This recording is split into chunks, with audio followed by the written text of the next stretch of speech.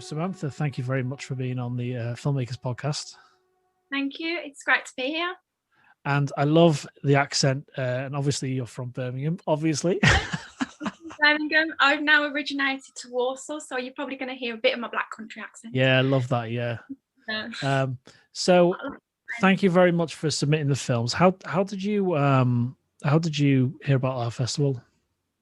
So I went on Film Freeway. I looked up anything experimental film, and then I saw the Isolation Film Festival, and from there I thought it'd be a great idea because my films were based on isolation. It was based on the coronavirus. It was based on Dirty Samara Out of Place. Mm-hmm. So from there I thought this would perfectly fit and match with the isolation, stuck at home feeling. Yeah, I especially. Oh my god, I'm really terrible. What's the name of the shorter film? Through the Looking Lens. Yeah, that out of the two, that's my favorite, because it's all like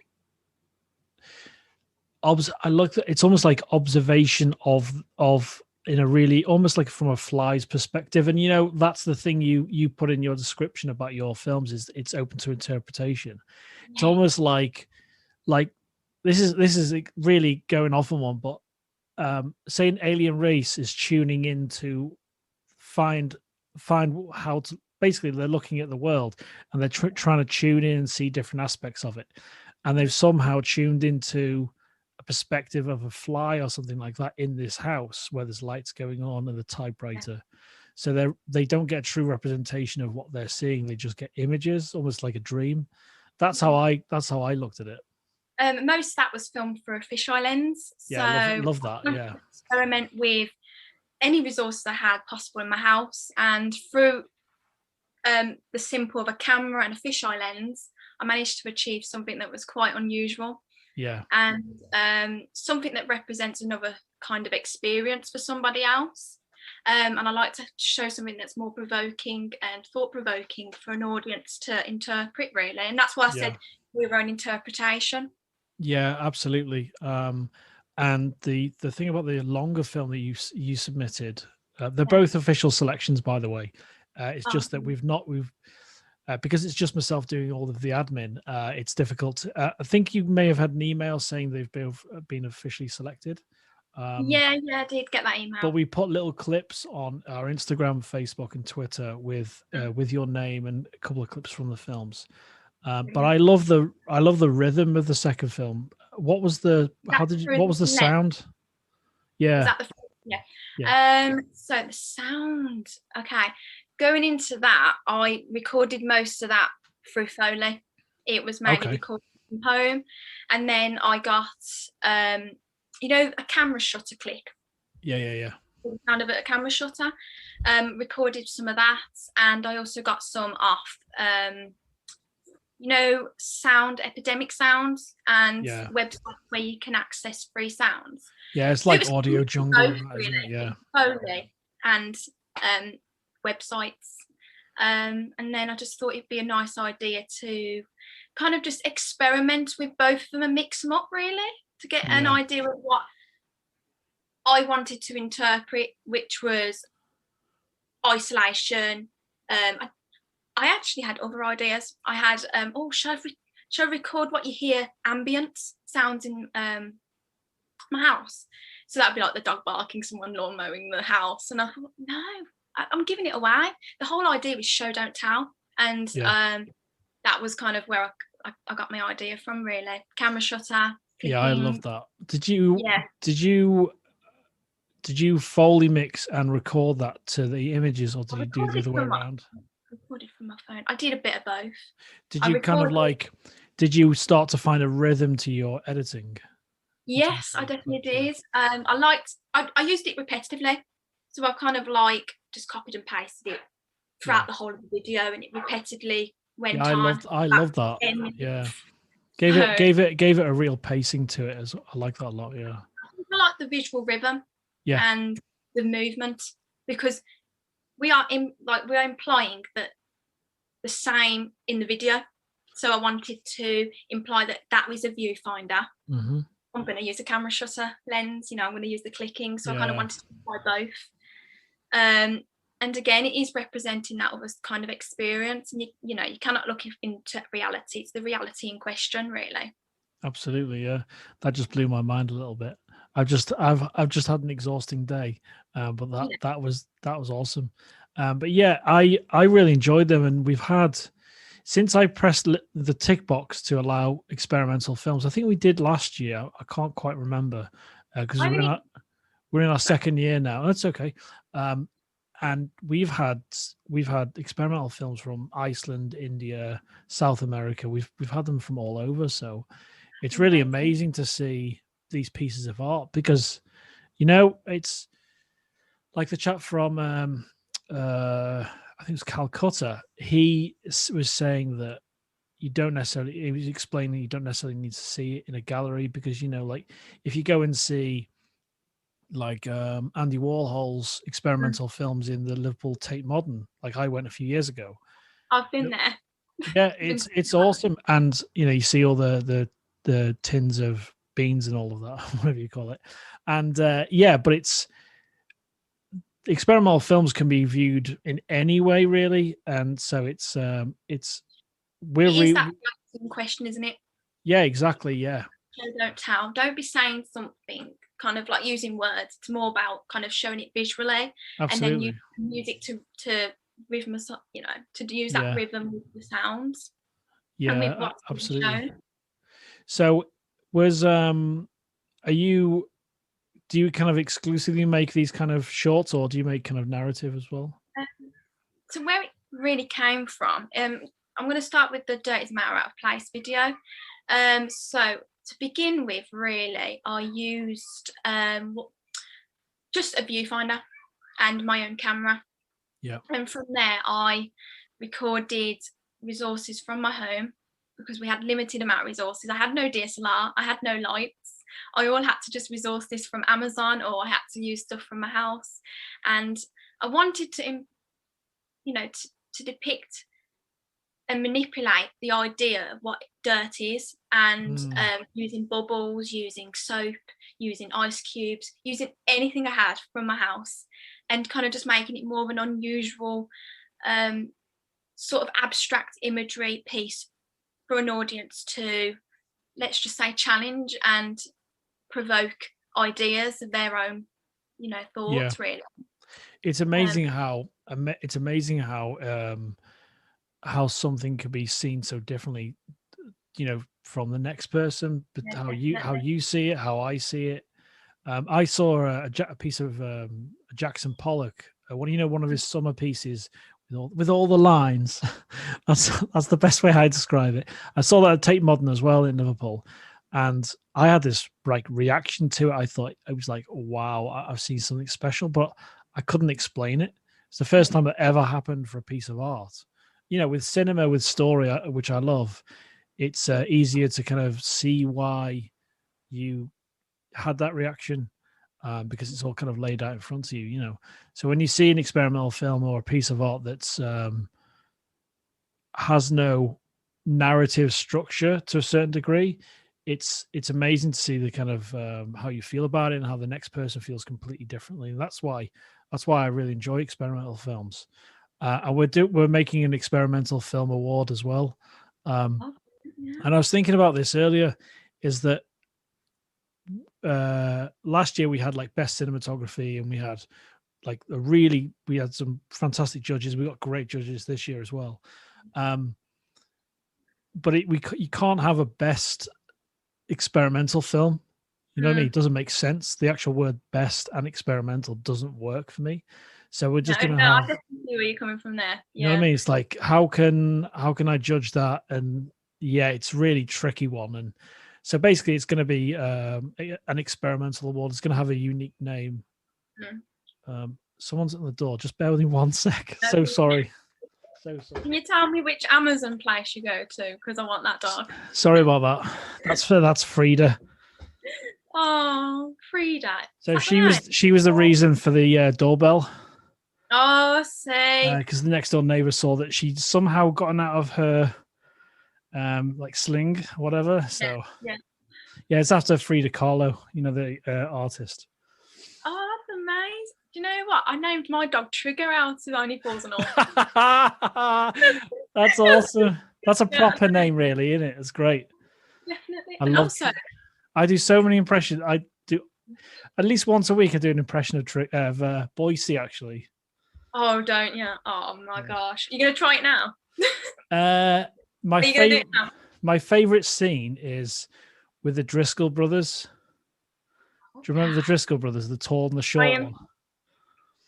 Going back to it, I'm trying to think of that scene now. I'll send you after this. I'll send you a definitely. clip. Yeah, there's a whole thing with Boise that says. I just love the scene when he falls through the bar. Yeah, it's genius. It's comedy gold. It's actually gold. And now that's what it's on gold. Yeah, sorry about that. Bit of exactly. Yeah, sorry. Bit of a tangent going to the door. Sorry about that.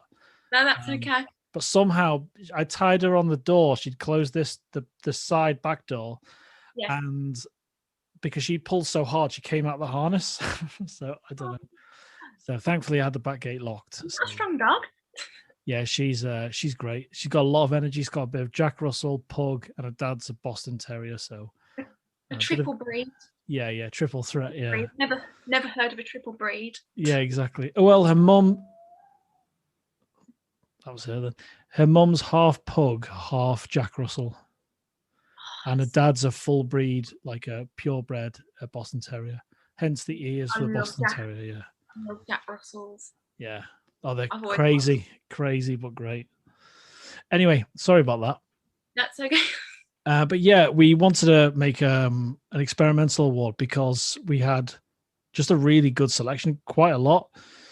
We've had a few animations, and based on how many we get, and it's not a quality control thing, but based on how many we get, I choose whether to have an award for that particular thing. So we'll probably have a best cinematography award, for kind of more narrative, that kind of thing. And there's going to be an experimental award, and that's really tricky to pick. I'm going to say, I'm looking forward to seeing the selections. I am. Yeah, so on Saturday, 26th of June, that's when we're showcasing all the films. Yeah. And there's some. Will it be like a live show or? The first show on the Saturday, it won't be, because there's so many. There's quite a lot of films. I think there's going to be around. We've had a lot we had to turn away because they didn't fit the criteria, and I know if they'd have been experimental, we'd have allowed vertical videos. But because of the format of YouTube being 16:9, that's something I debated for a while, especially with the experimental films we were getting. So we had to turn quite a few away. So we should have around 50 films, something like that, in terms of official selection. All together now. What's that? All together now, or there's more. There's absolutely more. I know one chap that's doing. He's doing where's my finger? He's doing a Hellraiser fan-inspired film, and he's a really good horror filmmaker. So there's good. I'll have to put disclaimers on, for stroming. Yeah, that's going to be amazing. See, I am a horror film fan. I just wouldn't watch it. Yeah, especially Hellraiser. Yeah, that's a brutal one. Oh yeah, blood and gore, is it? Yeah. Yeah, basically it's about a mixture between fantasy. Oh God, I don't know how to describe it without ruining it. Yeah, just watch it with someone. It's body horror. No, exactly. Watch it during the day. That's the trick. So how did you? What? Sorry, just out of curiosity, you was Northampton University, is that right? Yeah, I studied under degree of University of Northampton, but it came under Solihull College and University Centre. Okay. That's where I studied, but my degree came under Northampton because they came in partnership with each other. It sounds great anyway, doesn't it? Oh yeah, brilliant. It's absolutely amazing. So hopefully we can get our graduation over being Northampton. Oh my God. I film a lot of graduations, do live streaming, for all the camera work, that kind of thing. I do a lot of that. And the university I do that kind of thing for here, which is 2 minutes away in Chester, we're going to have a mega couple of weeks when graduations can actually happen in terms of people turning up. It's going to be chock-a-block. It's gonna be like it's gonna gonna be be like trying to leave a gig when the car park's full. You know what I mean? It's gonna be like that. I definitely see that. That's literally going to be like, there's going to be one every weekend, surely. Because We'd have 3 a day, 2 weeks, 3 a day easily. Yeah. That is shocking. So, how did you find your course? Just out of curiosity. How did I find my course? Really, I think throughout the whole of my years, I'm going to say probably my third year was going to be my favourite. Because I got to do experimental film. I got to do experimental film my second year. That was part of my unit. And then from my third year, I chose to do it as my final major project. And I'm happy I chose it now, because obviously we got stuck in lockdown. And also the theme behind it perfectly fit in with the coronavirus, and the ways that both kind of like perfectly aligned each other. I was like, Dirty Matter out of place, coronavirus, and depict it how you want, really. But it was more kind of how the third year kind of like was my personal expression in my work, and the way I wanted to express how I felt during the coronavirus. And absolutely, film's a great way to express how you feel emotionally, psychologically. Do a documentary, which was really interesting throughout my year as well. Oh, right, okay. And my first year, I got to do a project called Running the World 196, and that was where I was a video editor, where an athlete was running the world, 196 countries, to do kind of like raise awareness and raise money for prostate cancer. Okay. And getting involved in that was absolutely amazing. So I would say my whole university experience was brilliant. Yeah, and I can see why a lot of documentary filmmakers and editors, they kind of expand into making a lot of experimental, because it's more of a videos as well. Yeah, that sounds great. Is that available online to see anywhere? Yeah, I can send you the link. Yeah, please do. Yeah. This was, bearing in mind, this was like 2017, 2018 when I first year at university. I don't know, it's gone so quick. I do that all the time. I worked on a feature film in London during my end of my second year. Had nothing to do with the course I was on. But that's how I remember when I was at uni. I was like, right, okay, when did I work on that Pierce Brosnan film? Right, okay, it's 2007. Yeah, I went to uni this year, you know what I mean? Oh, that's amazing. But yeah, I got asked to stay an extra 6 months on the post-production, but I wasn't getting paid anything. And I was in London not getting paid. You can imagine what that's like. So it's which one was that? Pierce Brosnan's film? Oh, it's a small film. It sounds amazing because you got Maria Bello and you've got Gerald Butler. It's a super small. It never really got a big release here. It's called Butterfly on a Wheel. In the US, it's called Shattered. It was a really small film, but I met some amazing people. The director of that film directs all of Handmaid's Tale. So he does that now. Yeah. But it's really interesting, you've got to take these opportunities. I missed out on working on Band of Brothers years ago. Someone offered me, the Tom Hanks Spielberg. Yeah, like the actual experience was always outside of university that you. Well, Katie, I can't remember Katie's surname. Sorry, Katie.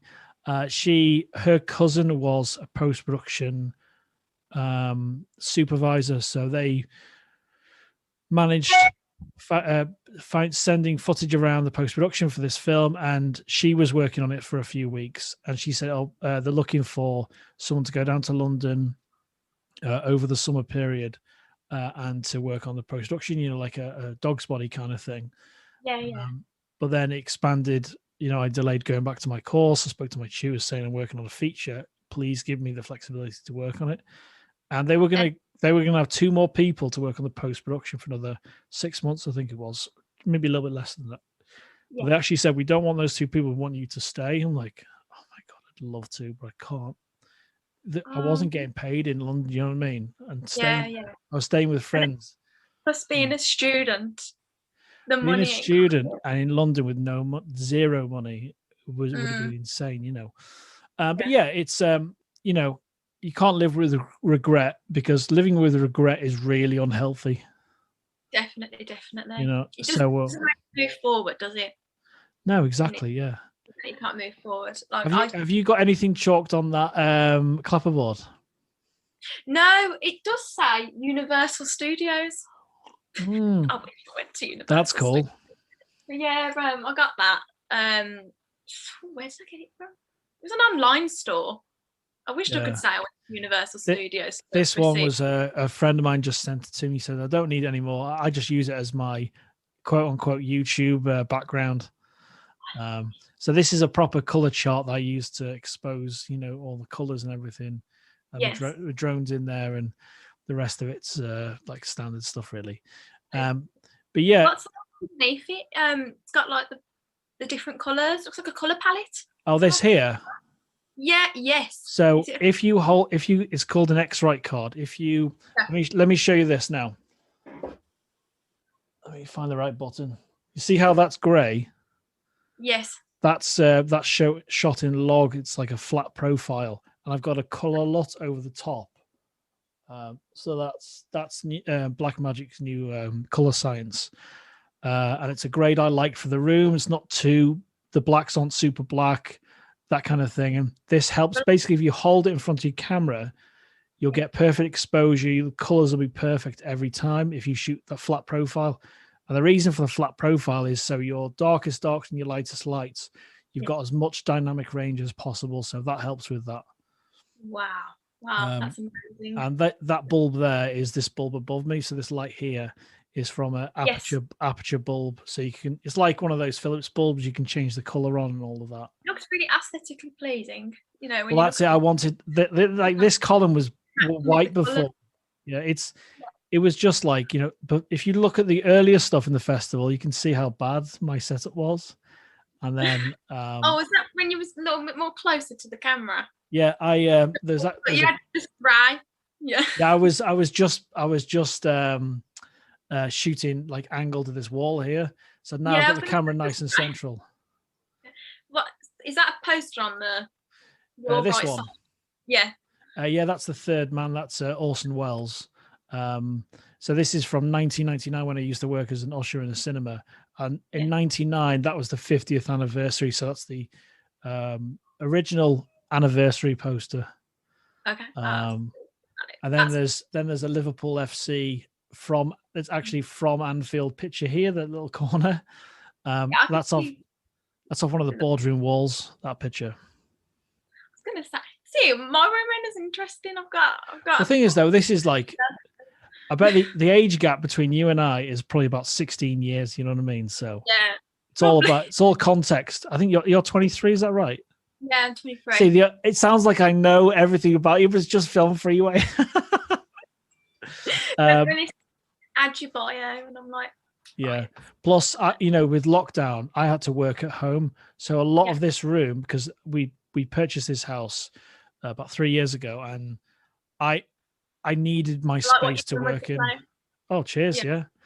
But yeah, I needed to kind of get my zone, and because I do a lot of kind of video editing as well, that's how I started about almost 20 years ago. At college, I wanted a darker space, be able to put some stuff up, you know, and thank. See, I'm a massive poster fan. You see, I don't have any now, but I've brought like a vintage, you know, Jurassic Park. Yeah. Oh yeah, I went to see it. Yeah. I've got one of those ones. It's like in a black frame. The old Jurassic Park. It's like something that you just wake up and you think that's actually. Yeah. Poster I've brought. I wish I could show you. Actually, I'm gonna ruin my shot now just to show you this. Right. I'm gonna regret reframing this, but check this out. You'll love this. So UK film posters like this one are called quad posters. So when most cinemas now have like a digital screen, so posters are kind of disappearing, sadly. Well, this is a 30 by 40 inches poster. That's a UK standard, and the American like vertical is called a one sheet. But I've got this one here. Okay. I can see. Can you see that? 28 days later. So I met Danny Boyle when he did the post-production of Sunshine, and I got my friends to send me my poster down to London. Yes. When I was working on that feature film. Oh yeah, it's not bad. It's almost the same shot. But yeah, I got him to send that to me, and he signed it for me whilst he was stressing out about his special effects. So you were kind of more stressing. That does sound like something. If you love film posters, check this out then.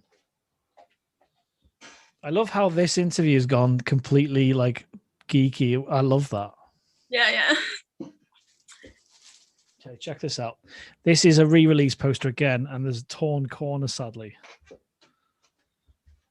But I don't put this up because it's got the word rape on the poster. It should be in a frame. This shouldn't be on the floor. All right. So see you recognize it. Oh, I think I know what it is. I knew straight away what that was. Yeah, brilliant. The only reason I didn't put it up because my future father-in-law, he's a really nice guy, but it's got the word rape on the poster, and I'm not a big fan of that. So, but yeah. So when you work as an usher in a cinema, the competition to get posters was like warfare, you know. Yeah, I've never worked in a cinema. Right. It's the best part-time job you can get. I promise you that. I'm stretching indeed for some sort of a cinema host. Yeah. I always wanted, if I had millions, you should do it. Befriend someone that works at a cinema. That's the key. But I always wanted to open a single screen cinema. Like there's probably in Birmingham as well. There's probably sorry, what's that? If you use the festival and stuff, just one of your old cinemas you used to work at, and just or can I have my festival show now? I know. I actually spoke to someone last year about that, and really, because there wasn't any. But the thing is, there wasn't any cinemas open even last year when we did the first version of this festival. Yeah. So that was a bit of a crapper, really. But there's a cinema in London called Screen on the Green. You would absolutely love it. Single screen cinema. It's got like couch 2 seats, kind of like this, but for 2 people. Footrests. There's a bar at the back of the cinema. When the film starts, I'm just happy just for hearing that. When the film starts, all the lights in the bar dim. It's so genius. But then he still served drinks straight to your seat, pints, all sorts. Amazing. Imagine if one tripped off and all the drinks go. That's just a film in itself, just for watching that. But they do oven baked pizzas, and they bring them to your table as well. Amazing. Because pizzas are normally banned in cinemas because it's hot food. There's some hot food bullshit rule about pizzas in cinema and hot food. I was going to say, there's a cinema in Birmingham. I don't know if you've got it in Chester. It's called Everyman Cinema, and that's it. Everyman own Screen on the Green. Yeah. Oh, I thought you was on about a different cinema. No. So Screen on the Green is the name of the single screen cinema in London that I love, but it's an Everyman Cinema. Yeah, brilliant. I was going to say we have pizza and we have beer gets sent to us. We have some sort of snacks. Awesome. If I'm ever in Birmingham again, I'll definitely be going there. That sounds awesome. Yeah, it's a really nice place. Seeing, I don't know if you've been to Birmingham. A couple of times, for work and that. The Cube. Yeah. Yeah, just there, just literally opposite the Cube. Oh, that's awesome. So, and also it overlooks the canal. That sounds good. But yeah, I love different ways to view film, and I try and see films on the best screen I can. So it's the same thing with the Isolation Film Festival. I've got an OLED TV with the surround sound and all of that in the other room. And I'll watch everything on that because it's like, right, this is the best it can be at home. Do you know what I mean? Yeah. So, one film made me cry, basically, when I saw it. I showed it to my missus. And I said, you got to check this out. It's a short film. It's a narrative.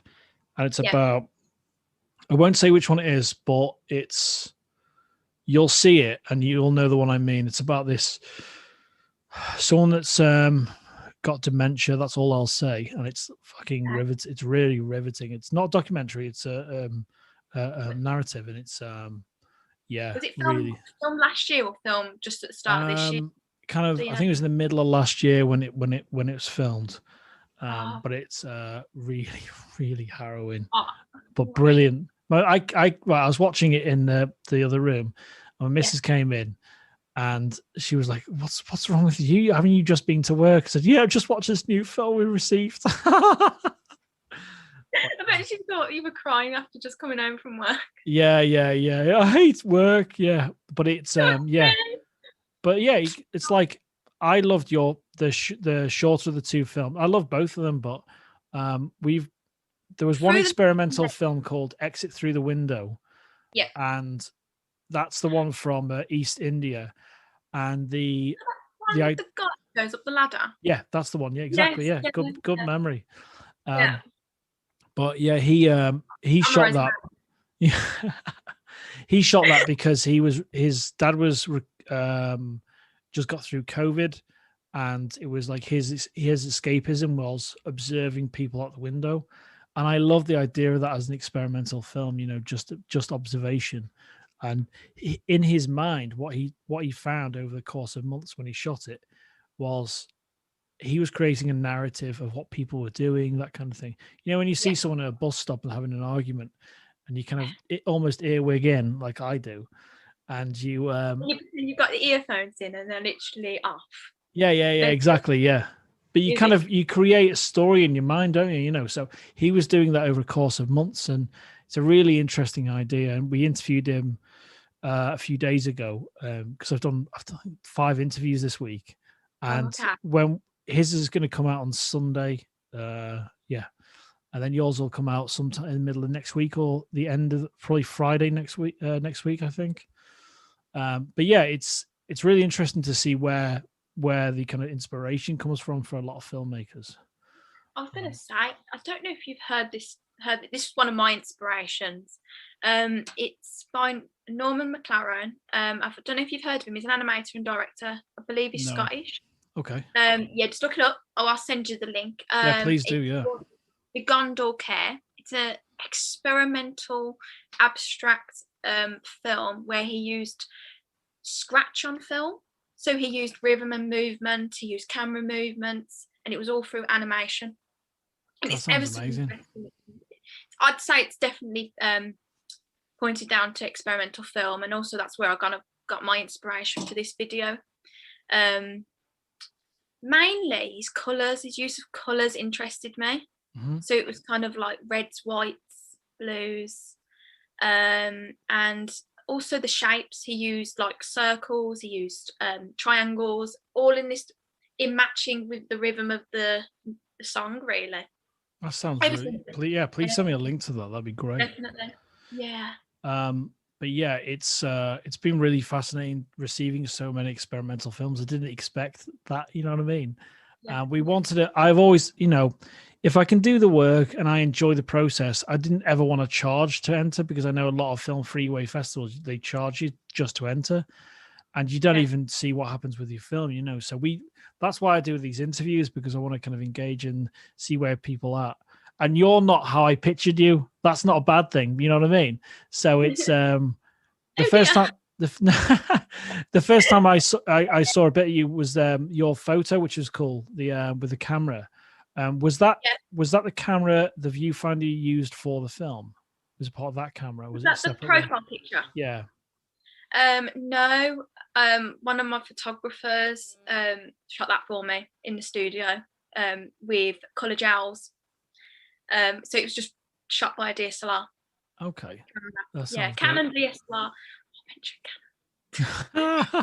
I used to be the cult of Canon, as they used to call it, and then I was converted to Sony, and then I had a baptism of black magic. That sounds creepy, but that's what I use. That's what I used for my webcam. I use my black magic camera, but it's actually my film camera as well. So which black magic is it now? this is a Pocket 4K. It's got a small rig matte box and a copy of a Black Pro Mist filter. I've recorded on the Black Magic Pockets. Yeah, I'm a massive fan of them. Yeah, the worst thing about them is if a new one comes out, you want to order one, you have to wait months for it, because I love Blackmagic if you're listening, but it's the shipping times are shocking. They were shocking. And now with COVID and restrictions and all of that, shipping times for anything electronic is a disaster, really. Do you order off the Blackmagic websites or just normal? No, I use the Pro AV. So just like a normal online. Yeah, because the smaller companies, even like Amazon, get them after because the stock is so scarce when they ship them. Really awful. I had to wait months. When mine arrived on the 23rd of December, like 2 years ago, the corner of the screen was cracked. Can you imagine how pissed off I was? 23rd of December. I was like over $1,000 on this camera. Yeah, it was about just £1,100, something like that. And I was livid. I contacted Pro AV, and I said the camera's scratched and all that. And like, oh, it was almost like they didn't believe me. I'm like, was the lens scratched or the big viewfinder on the back? It was like, you know, when you drop your phone, you got those digital lines, and the color, the LED screen goes. So I was so angry. But then I got a replacement that got sent directly from Blackmagic. And apparently there's some sort of better longevity, which might be an urban legend, but that's what happened in the end. So what kind of cinema do you like outside of experimental? So I'm gonna be like the cliche here. I'm gonna say one of my favorites is Wes Anderson films. Okay. I think mainly because his use of cinematography and the asymmetrical. And one of my other favorites has to be Quentin Tarantino. Definitely Quentin Tarantino. I think it was the use of script, the characters, the ways it's shot. Yeah. Especially Hateful Eight. He's astonishing, honestly. Absolutely amazing. I wasn't the biggest fan of his newest one, but that ending. Have you seen Once Upon a Time in Hollywood? Yes. That ending when Brad Pitt is off. I don't want to be rude, but when he's really off his head. That's the polite way to say it. Off his head on drugs, and all that craziness happens. It made me love the film. Like I was like, when's this really going to get started? In many ways, I don't need action sequence. I don't need guns going off left, right, and center. But something didn't gel with me the whole film. But then it makes complete sense at the end because he changes history in the film. Because what happens at the end isn't what happened in the real case. You know, the whole thing with Sharon Tate and all that. Did you know about the Sharon Tate? What happened? No, it was more than what I just watched from the film. Really? Did you? Do you know what happened? Actually happened? No, but you can tell. Right, Roman Polanski, who's an Oscar-winning film director, married Sharon Tate. Sharon Tate's played by Margot Robbie, and this hasn't got anything to do with it. But Roman Polanski, if you Google him, he's a very despicable human being, but he's an exceptional filmmaker because he did something in the 70s. He left the US so he wouldn't go to prison, and he's been out. He hasn't returned to the US for like 40 years because he had sex with a 13-year-old girl in Jack Nicholson's house, which is crazy. But he was married to Sharon Tate, and some of why he's a little bit crazy is based on what happened that night to Charlie Manson's followers. No. She's pregnant, right? She was really pregnant. She got absolutely brutalized, murdered with everyone else in the house. And you don't see that in the film. That's why it's so crazy, the end of the film. So she was slaughtered like the rest of them, which you don't see in the film, which is completely mental. And that's why he's like twisted history. Like if you watch, what is it? Inglourious Bastards. Hitler gets murdered in it. Watch that one. You've not seen that? That's you've got to do me a solid. You've got to watch it. That's on the list. Brad Pitt's hilarious in it. He's really funny. You've got to watch that. You're really missing out there. You're really missing out. But yeah, they change history in that as well. But it's very, very funny. It's really kind of super dark. But yeah, I love Tarantino. First time I saw Pulp Fiction, I was like, Yeah, this guy's a master filmmaker, you know. definitely. That was one of my top favorites. I've got a T-shirt of it, but yeah. Oh, that's You awesome. know. That's the poster I want is Uma Thurman, you know, when she's the smoking and all that on the poster. Oh gosh, yes. I like the dance scene in the American Diner. I know Yeah. that's one of the kind of like the popular scenes, but Yeah, it's the best, isn't it? Yeah. I love the everybody scene. does it though, don't they? Like it's been shown in Strictly Come Dancing. I do it. But Yeah. no one sees it. No public, no one in the public ever sees me doing that dance, but I do it sometimes. My favorite scene is when, you know, Uma Thurman thinks she's snorting cocaine, but she's actually snorting heroin, I think it is. And the close up of her when she ODs and the camera stays close to her. And it's brilliant filmmaking, brilliant cinematography. And it's the whole scene about her recovering and him getting the jab and stabbing her in the chest and all that, and going to the drug dealer's house. I was stressed Like, go get me the EpiPen or whatever it was. And it's like Eric Stoltz, who plays the drug dealer, and then his strung out girlfriend, he's telling what to do to go and get the injector. Oh, it's such a brilliant sequence of events because it ramps up, doesn't it? They're having a cool evening. Travolta can't sleep with her because she's Marcellus Wallace's wife and all of that. Yeah, amazing film that. Yeah, and also the male rape scene, isn't it, at the end? It's so grim. It's so grim. But the revenge. I didn't want to mention it, but I did, and it's shocking. I think do you think you mentioned it because of like it's the purest form of revenge? Like, you're fully justified to kill him. In my book, it's what I remembered from watching that film. It was the only thing I remembered: the dance scene and the murder. That's hilarious. That's hilarious. A nice scene of the dance, and then the male rape. I think you know what comes in with the bats or something. Samurai sword. Yeah, it was one of them, and you know that's going to get clipped now. That's going to be your little clip for. It's not. You could just use a GIF or something. Yeah.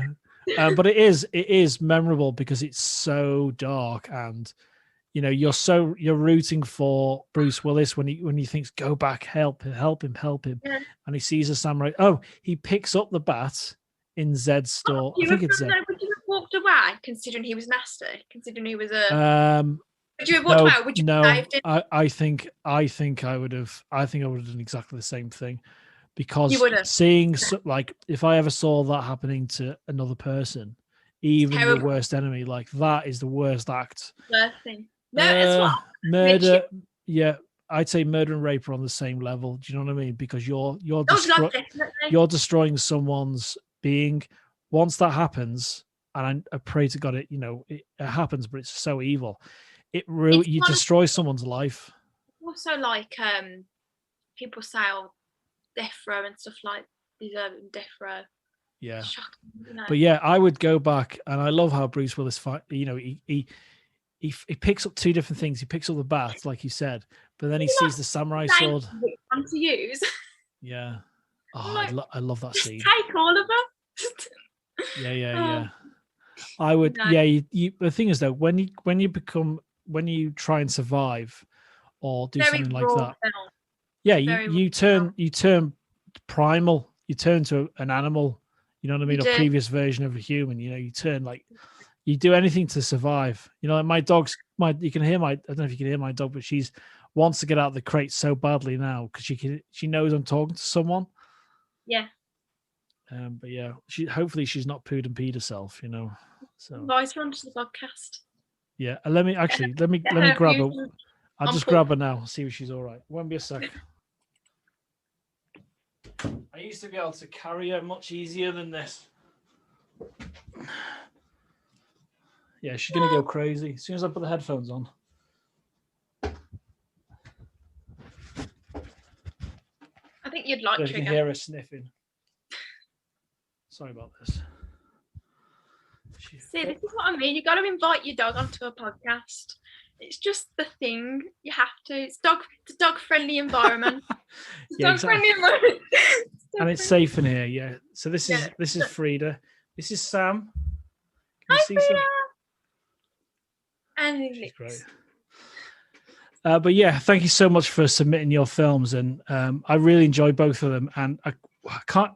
What I always say to every filmmaker that's been on the podcast so far, sorry about that, is I can't wait for you to see all the other films, because it's like the variety is crazy. Like, we received an animation from Japan about 2 weeks ago. Okay.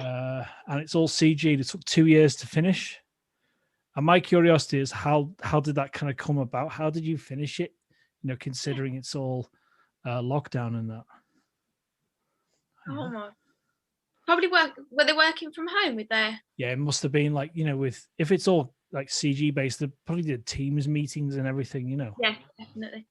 Was it wasn't just one person that was? No, there's only like 8 people, but when you see the film, it's like 12 minutes long. Oh no, 11 minutes long. It's like, oh my god, there's so much in this. Yeah. But when you see that, I think it's called Adonia or something like that. I'm probably butchering the name now, but yeah, you'll get to see that mixed in. And the most difficult thing I have to do obviously, apart from picking some of the awards, because obviously our judges are doing the kind of big ones, is putting the order of the films together. So putting experimental next to something that's like exploitation or something like that, it's really tricky to get a balance. Yeah. So I need to think about that quite a lot. One thing I wanted to ask you is how have you been? How have you found lockdown? Were you still a student when lockdown started, or? Yes, I was just heading into my 3rd year when lockdown happened. So I was doing my dissertation and my individual extended project, which was my FMP, where I chose to do experimental film. And I think overall, lockdown, I think it was more, I involved more creativity in this lockdown than ever before. I recorded more stuff. I went out and just filmed. I used my back garden. I used the resources from my house. And from there, I just recorded an unusual experimental art piece, really. It was something that I wanted to be abstract with. I'm also a photographer as well. My hobbies are photography. So I kind of use that element in with my abstract film, really.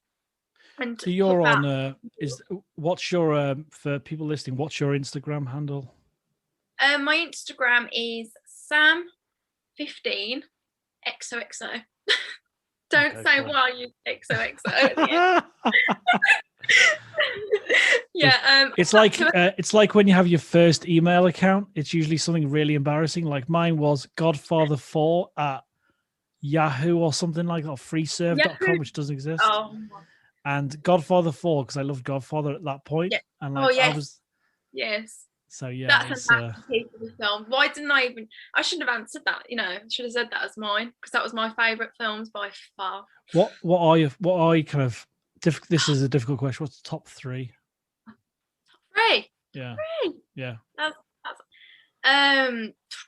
so my first one's going to be the obvious Pulp Fiction. My second one, can I use TV shows in this? I'll let you off with that one. Yeah. Oh, you let me off. My second one's going to be Stranger Things. Yeah. When's the next season? That's doing my head in. Yeah. You've seen that new teaser? I haven't seen the teaser, no, but there's no date on it. I don't really like to watch them because I'd rather know when I've actually started watching the series, because it spoils it, really. Yeah. The only thing I watched was when it was season 2, when the Halloween special one. Oh, when they used Ghostbusters, yeah. Yes, that's the only teaser I watched. I bought David, Hopper, the copper. I bought that. I bought the watermelon shirt that he has in the 3rd season. Yeah, that's amazing. I've got light jeans, white trainers, and I've got the sandy jacket as well, and the I think it's a Casio watch he's wearing. Isn't a sheriff? Is he a sheriff? He is a sheriff, isn't he? Yeah. You need like a badge and everything now, don't you? No, I was just going for the restaurant look, like the costume from the restaurant. Yeah, but then you have to do the other side, you know, go for the sheriff look. Yeah. I don't want to wear like a tight 80s outfit. You know what I mean? What's that scene when he comes into? She's like, "Oh, you've got Will's mother in the office," and he's like, "It's tea and cut. Was it something to do with tea or coffee or something along them lines?" Yeah. Like, yeah, it's that quote. Oh, it's brilliant, isn't it? Yeah, I'm trying to remember it now. It's like, is it the one about the percentages? Yeah. No, he's about when he walks in and he's like, "Oh no, it's coffee. Don't speak to me. It's too early in the morning." Oh, it's the first scene where we see him in the police station. Yeah. And he's talking to the woman about donuts or something as well. And it's a tracking shot. Yeah. Like one with coffee, and he's got a donut in one hand, and he's just walking up into the office, and he's like, "It's tea. Don't speak to me. It's too early. I just need my coffee," or something along them. Yeah. It's so funny. And like, "Oh, she's already in your office," kind of thing. Yeah. And what's your third one? My third one is going to be. Can you hear that silence? It's kind of very top three or favorites is very fluid, isn't it? Because it goes from this, goes from that. It goes from The Exorcist to Hellraiser for me, you know what I mean? That kind of thing. So it's a really difficult question. It really is. 3 films are my top favourites. Oh gosh. I think the third one is going to have to be another Quentin Tarantino film. The one where it's the Reservoir Dogs. Dogs. That was like definitely my favourite as well. Only because I preferred the script throughout that. Yeah. It was more the script for me. That would make a great play, wouldn't it? It'd be a great play. Yeah. Imagine that as an experimental film. Oh, it'd be absolutely sick, that, wouldn't it? Yeah, it'd be amazing. I'm so sorry I'm distracted by this dog. She's like, I think she's jealous and talking to someone else. That's what it is. In the freedom. How old is she now? 20 weeks. 20 weeks. Hey, look at those ears. You see how one of the ears is bent over? Yeah, most dogs have that, don't they? Yeah. But my missus is like, "Oh, we need the other one to bend over now." I'm like, "Nah, you can't do that. You can't, change how she is." No. Yeah, she's right. Well, I'm so sorry for the distraction, Sam. But thank you so much for coming on the podcast. This has been great. Yeah, it's been great. Thank you very much. And yeah, I can't wait to showcase all of the other films, the other experimental films, because I know that's kind of your cup of tea as well. So are you kind of continuing to make short films in your spare time?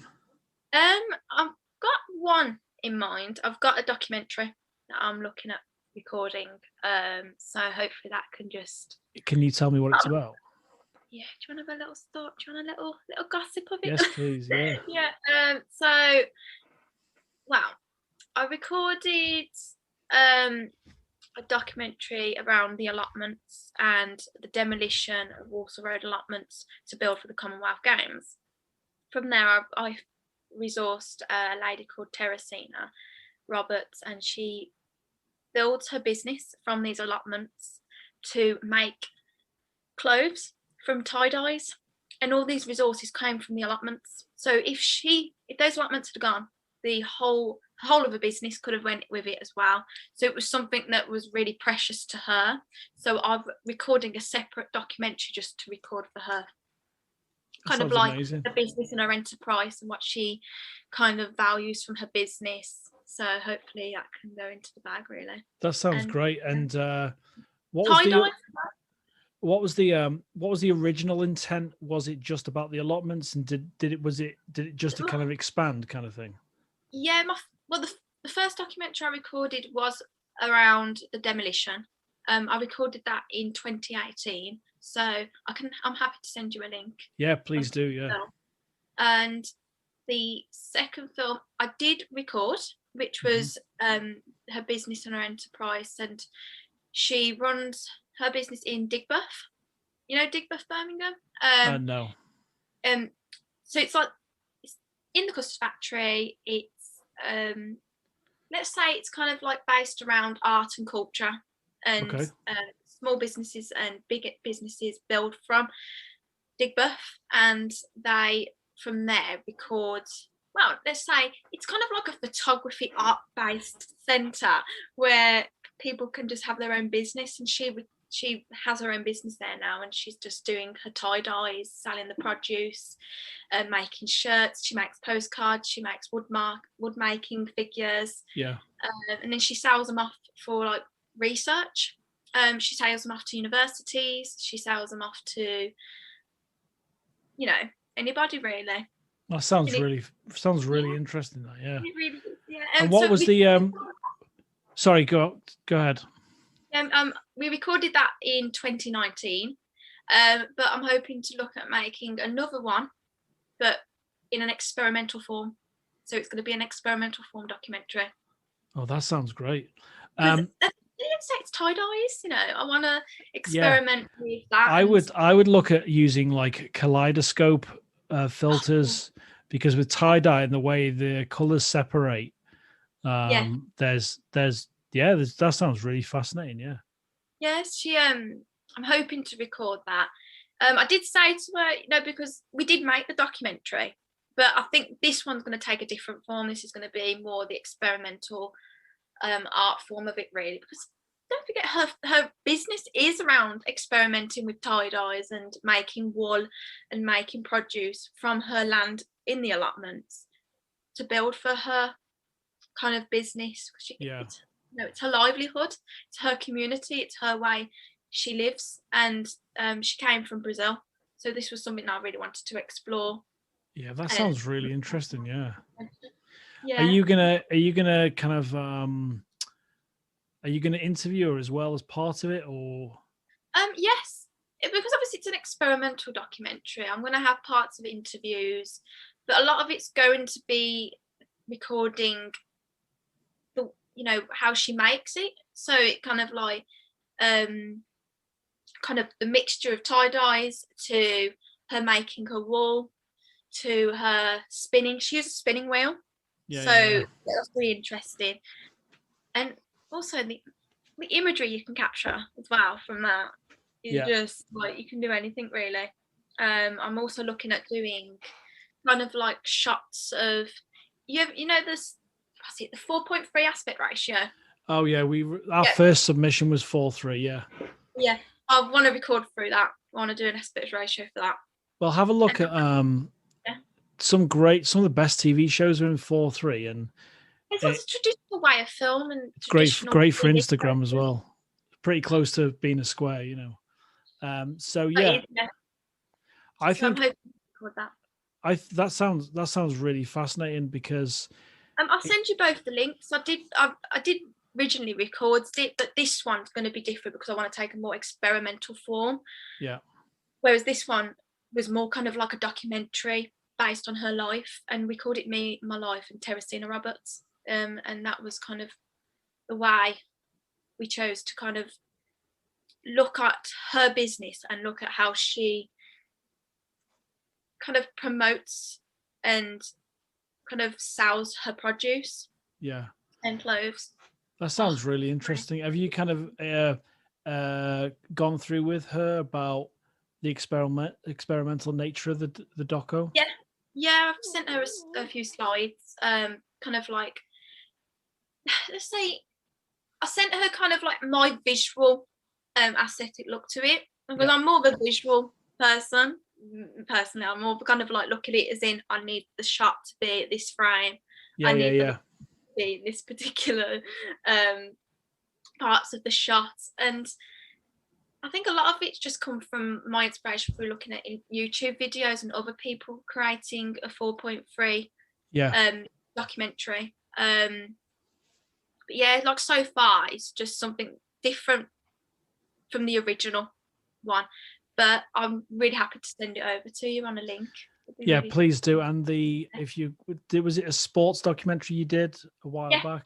No, sports promotional videos to raise money for prostate cancer. That was we'd love to. Is that on YouTube or is that like a Google download or something? It was on Vimeo. Okay, is it a private link? Because we'd be really happy to kind of link people to that for the charity as well. Yeah, because obviously it was done 2 years ago. I don't know if he's closed off the submissions for the money, but I can double check for you. But I believe it's something. If it has closed, we can always link it to the wider charity.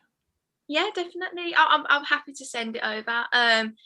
More the merrier, really. I think it was a lot of it around him traveling from country to country. We were making a 60-second cut for Instagram and a 3 to 4 minute video for Vimeo. So anything to kind of promote and raise awareness for the charity and what he was doing for the cause, because it was a lot of time and effort.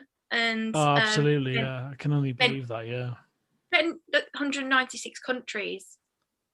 Was it? Yeah, it was called Running the World 196. So this was to take on kind of like, because one of his friends had prostate cancer and he chose to do this as part of that. Yeah, well, and part of this journey. We're supporting. We don't support any charities directly, but I've got a couple of filmmaking friends and actor friends that we're supporting their kind of mental health charity work. So we're just, we're really happy to kind of promote anything like that, because all these charities have been devastated this year. Like you can't raise money, like poppy appeals, that kind of thing. Nothing's worked. So we're really happy to kind of even if it's like an Instagram post or a couple of posts on stories, we're really happy to do it. It's simple for us to do, and it creates awareness, and that's what our community is about. It's about your dog interrupting your podcast recording. It's about everything, you know what I mean? So sorry about that. Frida hasn't done anything wrong. I'd bring triggering, but he'd cry. Yeah. He'd be crying throughout this podcast. But yeah, she was crying out there, and like, so yeah, I think it's time to give her a dinner, I think. So Sam, you're a star. I really enjoyed talking to you, and I hope to keep in touch as well. And we'll let you know. Instagrams are where I post most of the news. We post things up to YouTube as well, and our John Clement interview has just gone up. It should just be available now at 6 o'clock.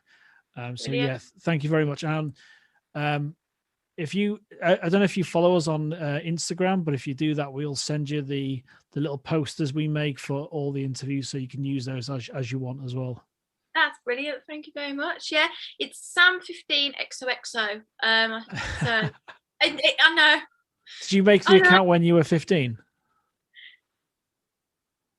Yeah. Yeah, I did the same thing with so many of my accounts. I remember. I was God knows how many years now. I'm 23, so I'm probably I've done it when I was 15. Yeah. Well, thank you very much, Sam. You're an absolute pleasure to speak with, and I'm sorry about the disappearances and all of that. Yeah, that's fine. That's fine. All for this little one, Hello. She's not having it. I know. Yeah, she's dying to go, running out. And as soon as because my future father-in-law had a heart attack on Monday, and I think he's in hospital at the moment. I think she's really missing him because he's here every day working on the house. So yeah, she's been a bit odd since Monday.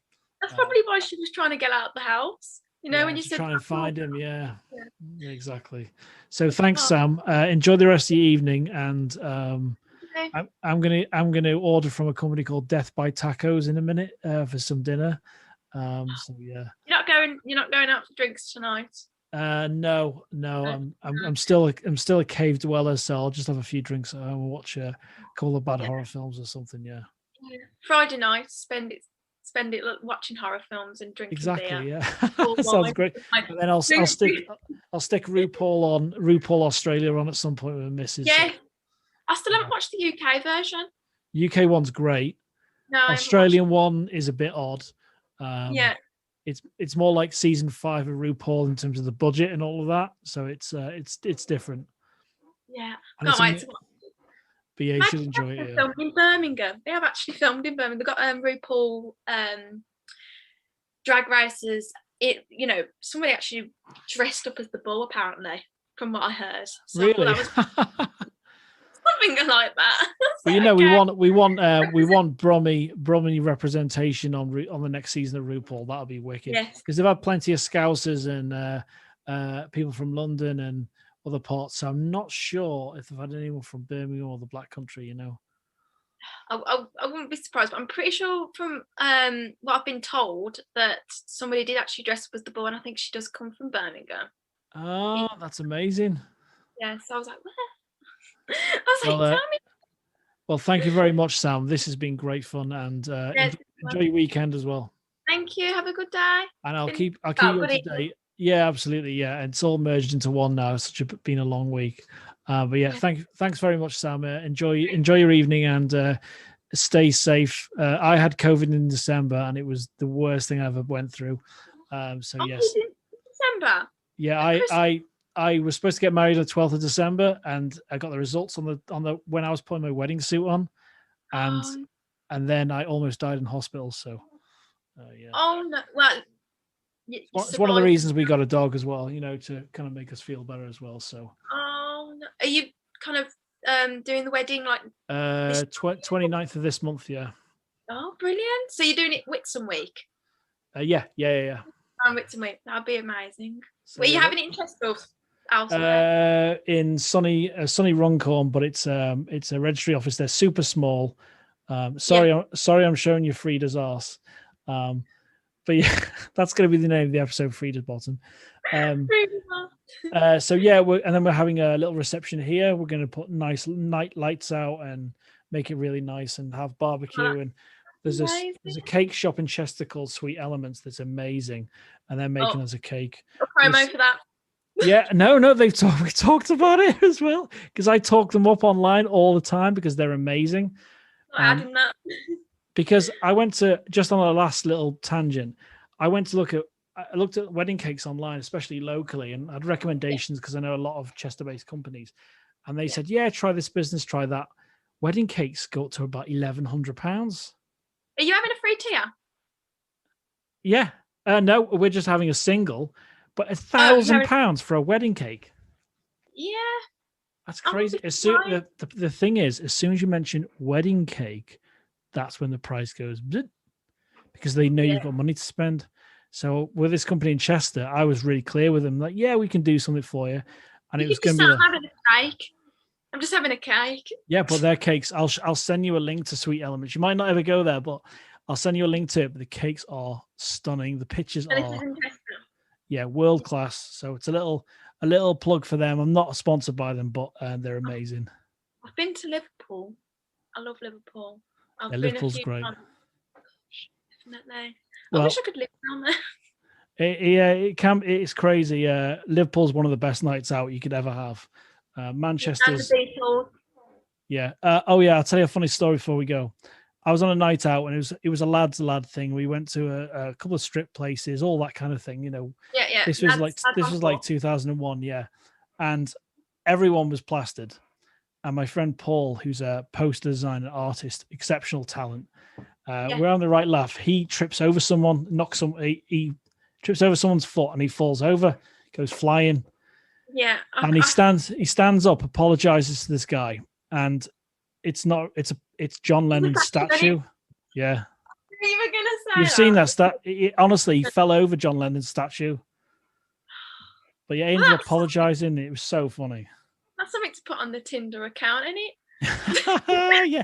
John Lennon tripped me over, like, yeah, exactly. Yeah. Well, have a great one. Have a great one, Sam, and thank you so much for coming on the podcast as well. It's been brilliant. Thank you very much. All right, have a good one, yeah. See you later. See you later. Yeah. All right, bye-bye.